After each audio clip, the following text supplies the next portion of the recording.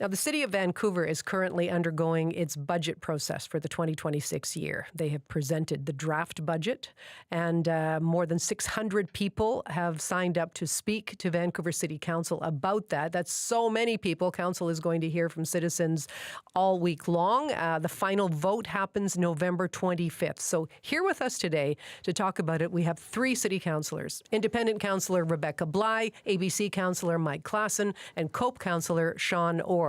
Good afternoon to you all. Good afternoon, Gloria. Hi, Gloria. Hi. Okay, again, Mike Klassen is with us here in studio. Rebecca Bligh and Sean Orr are joining us by Zoom. Rebecca Bligh, let's start with you. Just when you hear 600 people signing up to speak to this, what has stood out to you so far from what you've heard? Well, as you mentioned in the intro, it's a record-breaking number of people who have signed up to speak to the budget, and the vast majority, overwhelmingly so, have been opposed. And I think that speaks to a number of different issues, very tangible concerns around the impact on city services that a cut to the budget would, like this, would create, and a hollowing out of those city services. But I also think it speaks to the lack of information and the lack of detail that's in the budget. So not knowing what's going to be cut and how, and also just an overwhelming representation of Vancouverites letting us know how much they depend on city services that they do not want to see cut. Sure.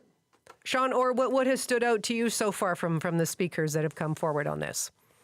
Yeah, I would definitely echo Councillor Bligh's points there about transparency. I think that is the overwhelming theme that we've heard is a lack of transparency. This is my first budget, but 28 pages doesn't seem like a common thing. And in fact, we look at other budgets and they've been much bigger.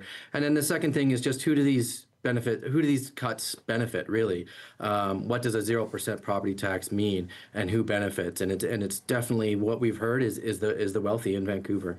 Mike Klassen, what are your thoughts about what you're hearing from the people of Vancouver speaking to this draft budget? Well, I'm comfortable with it in the sense that I know that the people that are happy with not having their property taxes increase this coming year are probably not going to line up in the hundreds to come to the council chamber. That tells me that I think for the vast majority of the people out there, they're pleased to hear that this council is very focused on affordability and making sure that we are trying to rein in those costs. Councillor Orr asked the question, who benefits? Well, I think a lot of people benefit from this. About 40+% of property taxpayers in the city are commercial businesses, small businesses that line our high streets, that if they went away because of the increasing costs, a lot of people would be very unhappy about that. That vibrancy that comes from the fact that we're able to keep small businesses open in our city is really important. And I can tell you right now, our partners, the BIAs around the city, are foursquare behind this. They have come out and spoken in some cases. And the fact is that we are trying to make sure that in a really challenging economy, where affordability is so important to the people of the city, that we are trying to protect those services as well. And I just want to speak also, there's been a lot of claims that renters don't benefit from this. I mean, at the end of the day, we don't control rent increases. That's all governed by the Rental Tenancy Act. But at the end of the day, a building owner has repairs, things that need to get taken care of, a replacement of a boiler or of an electrical system. All those things are direct costs. This not raising of property taxes allow them to invest in those things that will benefit renters in those buildings. So I have to just sort of make all that clear. Well, I mean, I hear you, but there's a lot of trust there. Like, we've got this. We know what we're going to do. We know how we're going to benefit here. I mean, what happened to Mayor Ken Sims' promise back a few years ago saying line item details in budgets? That's what we're going to deliver. Why this lack of detail?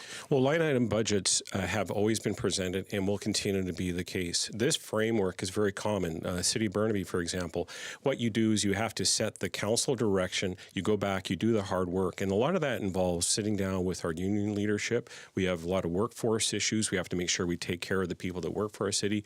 All of those things get hammered out in the coming weeks, and the final budget will be presented and will be all public. Okay, Rebecca Bligh, I'd like you to respond to a little bit of what Mike Klassen just had to say, who this budget will ultimately benefit. Homeowners, small business people, and he says renters too. What do you say?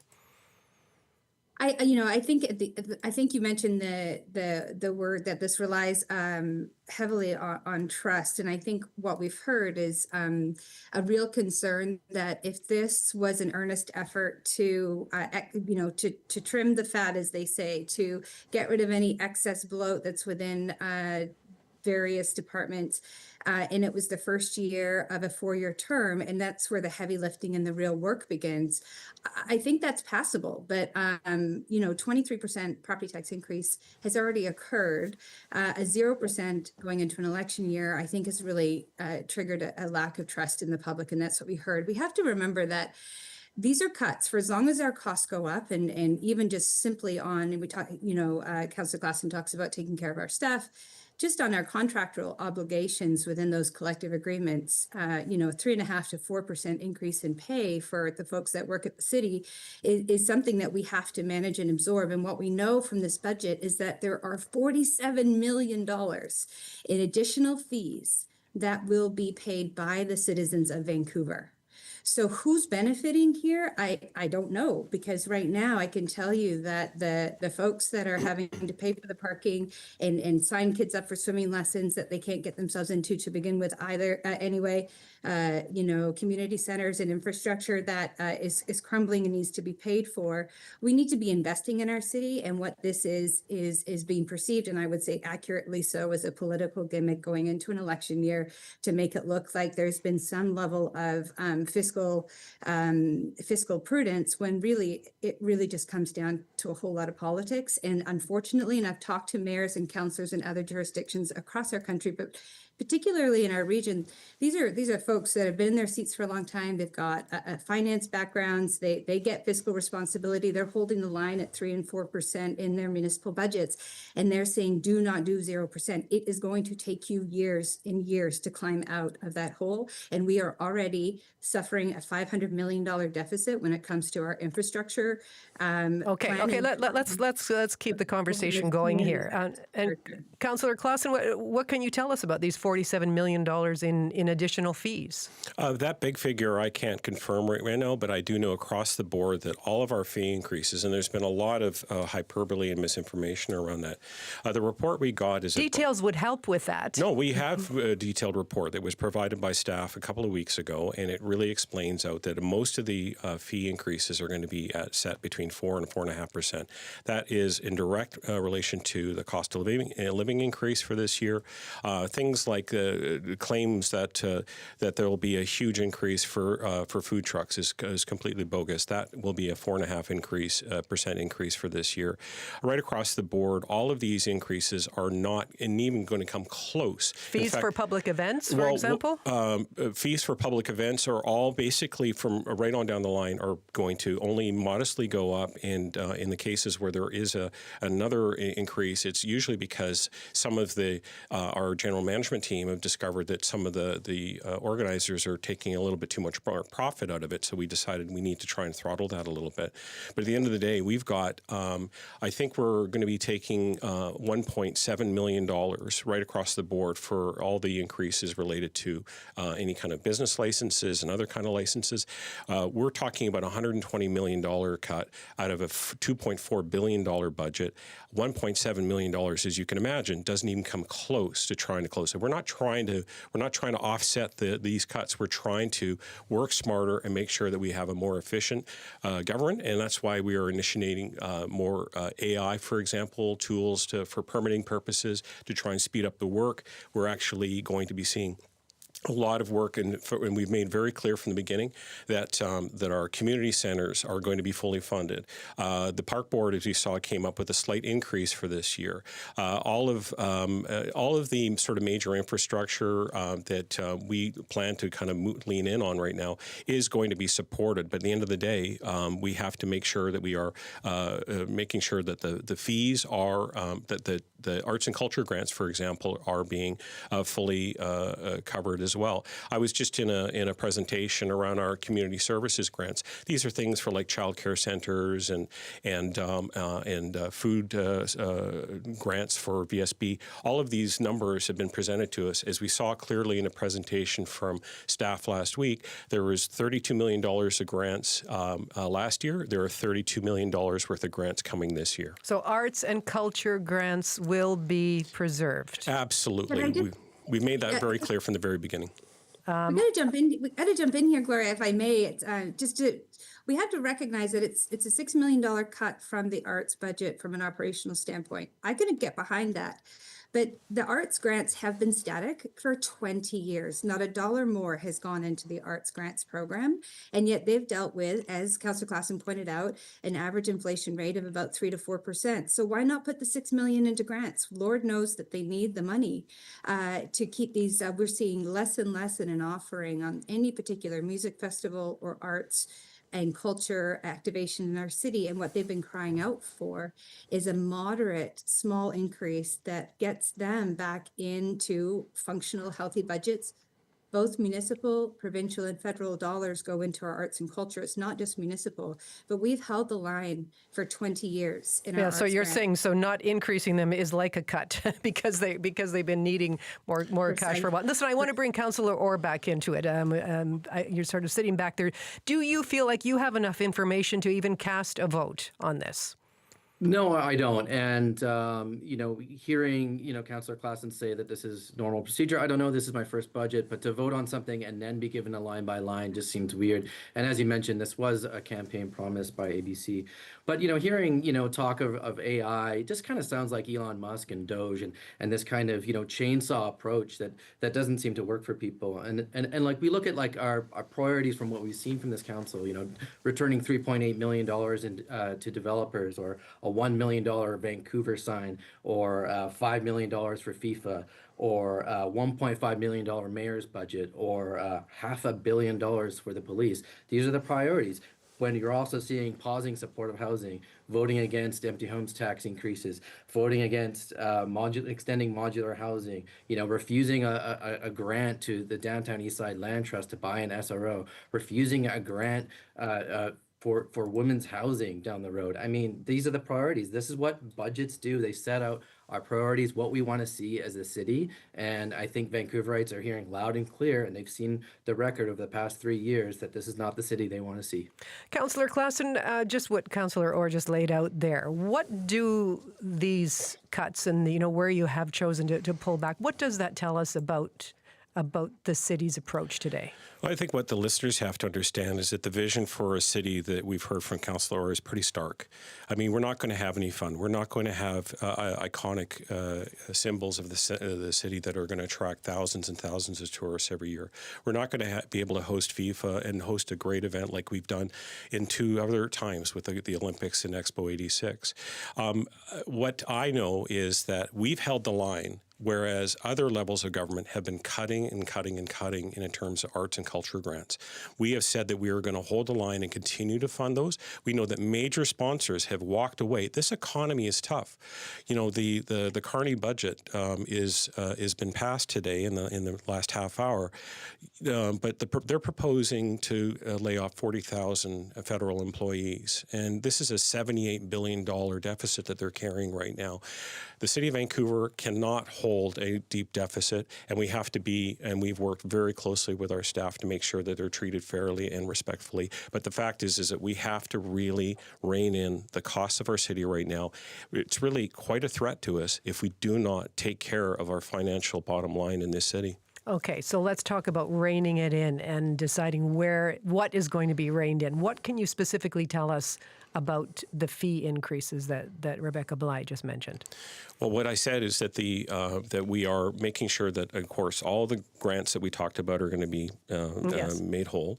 But the fee increases that we have tabled for us is a sort of modest of 4 and 4.5%, which aligns with not only some of the increased labor costs that we're having, but it's also around the rate of inflation. So we're sidewalk patio fees. those kinds of those fees. So actually, we have a whole report coming soon. I've had a briefing on this one. Sidewalk patio fees were completely modernized. I was just traveling abroad recently, and I was blown away by how beautiful the patio experience is there. Those are the kinds of things that we can start bringing here. But we're doing some things that are going to be free, some things are going to have, but all those costs are strictly are revenue neutral. Well, we're not making any profit out of those things. But you talk about small business and helping. This is a budget that's going to help small businesses. What about restaurants, and what about the increase in waste container licenses that are going up by 50% to almost $1,200? Again, that you're getting into some of the details that I'm not totally sure about, but I would say in those cases, a lot, I mean, staff have made it really clear, and they've made it clear to us, we're not going in there to try and penalize anybody. We're not trying to make it difficult. We want to make sure that council's objective of making sure we have a vibrant city with a thriving small business sector, great restaurants, great activity on the street. You cannot do that if you're squeezing those that provide that entertainment and that experience too hard. So if those numbers are too high, and just to be clear on this, we actually can go through these fees when we finally debate the budget later this month. So I think none of these things are set in stone, but the fact is that staff have presented something that they think is fair. So we're going to get into those details on the 26th. Okay. Councillor Bligh, your biggest concerns about where we're going to see the budget cuts when more details become clear? Well, I mean, I'm not sure what reports Councillor Klassen does or doesn't have, but I can tell you I have the numbers right here. It's an additional $11 million in parking fees. It's an additional $15.5 million in recreation and program fees. That's our community centers, the programs that parents with young families, working families will have to pay. 9.6 million in utility fees increase, 10.6 million in permit fees and bylaws will be increasing. These are new charges. $47 million. So the fact of the matter is, a fee is still a tax if it comes out of your pocket. Zero doesn't mean zero. It just means paying more in different ways. And that's what I'm calling into question here, because you cannot balance the budget or say you're balancing the budget by just hiding the bill. And that's what I think we have before us. And that's why we've seen nearly 700 speakers sign up to speak.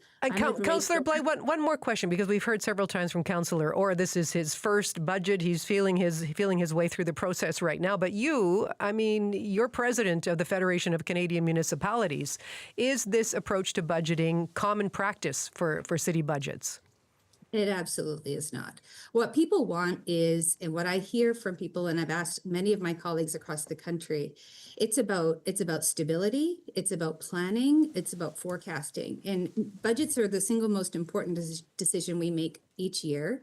And what a budget does is it tells a story about what we care about investing in our city.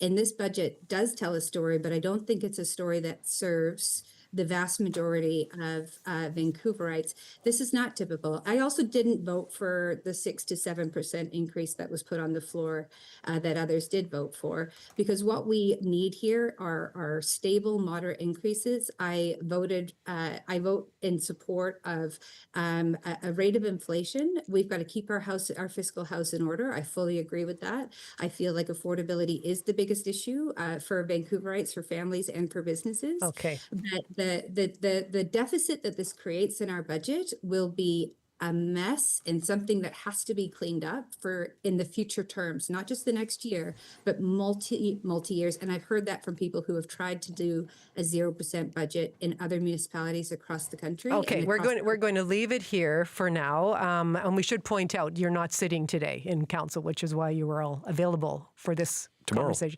Yeah. Tomorrow you're back in council I'll be chamber. in the chamber. I know that some others won't be, but we'll be in the chamber for it. Yeah. And you're going to be listening to Vancouverites all week long on this budget. Indeed, yeah, for sure. And I know that our staff have been really clear. The kind of doomsaying that we're sort of hearing on this one is not going to happen. We actually have a very responsible, we have a great team, and we're going to bring forward a responsible budget that will make sure that people get the frontline services that they come to expect. Okay, we shall be watching the conversations in council this week, of course, and reporting on that. We want to thank all of you for joining us today. Thanks very much. Thank you very much, Gloria. Independent Councillor Rebecca Bligh, ABC Councillor Mike Klassen, and COPE Councillor Sean Orr.